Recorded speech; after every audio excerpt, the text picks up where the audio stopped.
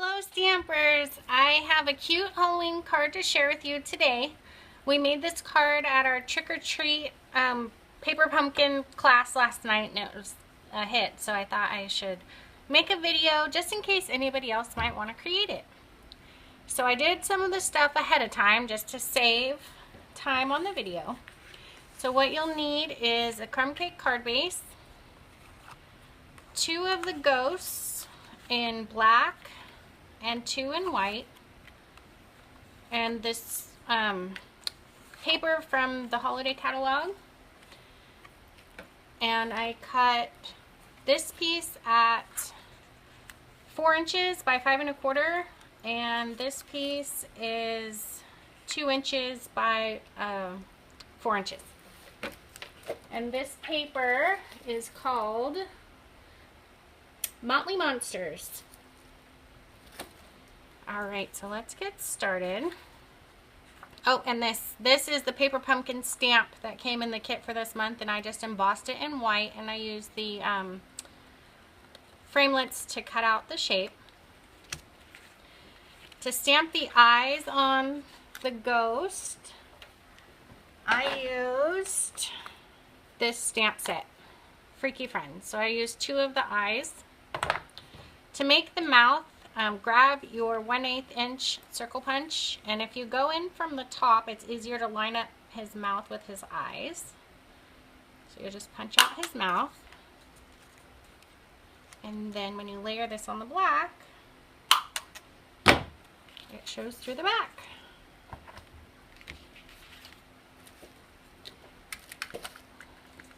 So then you would just add a little adhesive. And I left a little bit of a shadow, but if you didn't want to do that, that's totally up to you. If you wanted to layer them completely straight, I went off just a tad. Thought it gave him some cool dimension, made it look like he was flying.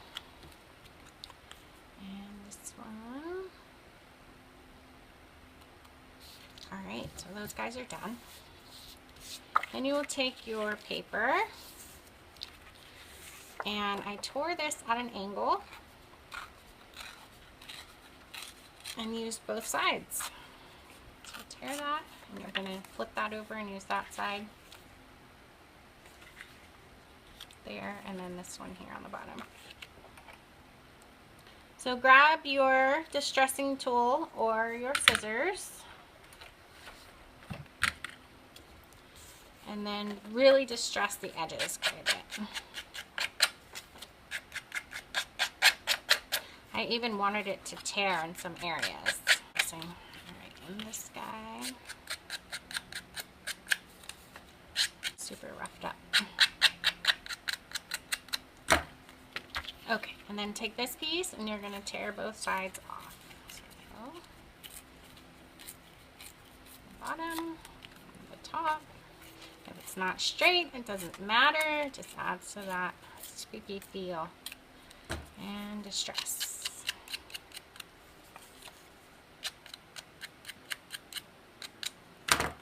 Alright, now we're ready to put this together. Let's start with the orange.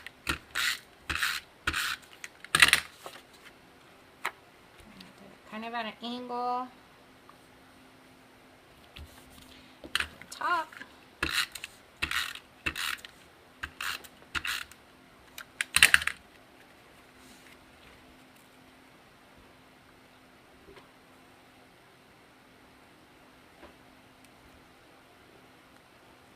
Make sure you angle it enough where it looks like you did it on purpose and you didn't just make it crooked on accident. It's like if you're going to make it crooked, really make it obvious that you're doing it on purpose. And then the little piece goes on.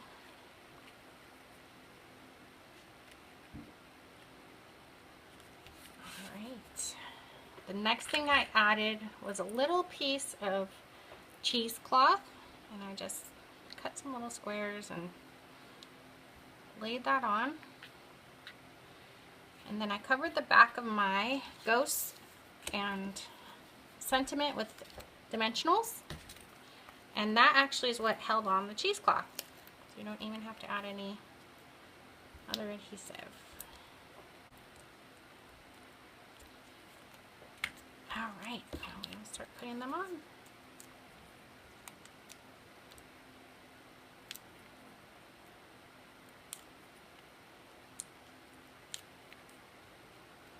Let's kind of go right about there. This guy.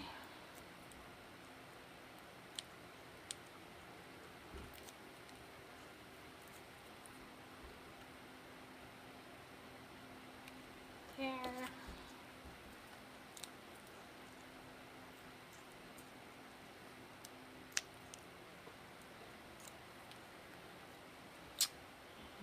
Sentiment. We are almost done. So the last thing that I wanted to add was a little bit of this new baker's twine. So cute. So we have the orange and white, and there's also a green and white. And all you're going to do is separate the orange from the white. That's pretty easy to do. From the side. And if it frays, don't worry, you're just going to pull it apart. The longer pieces take a little bit more time, obviously. And this piece is how much you're going to need. And here's one quick trick for you. So if you take your long piece and you fold it in half, use that half, put it here, wrap this around the inside of your card, and then take one of the tails and put it through that loop, and then just tie it in a knot. I also did this with seam binding. It looked really cool. I tied it in a bow instead of a knot, but since we're doing this kind of, I thought a bow would be too much for this card. It wasn't a bow kind of card. So I just tied it in a knot.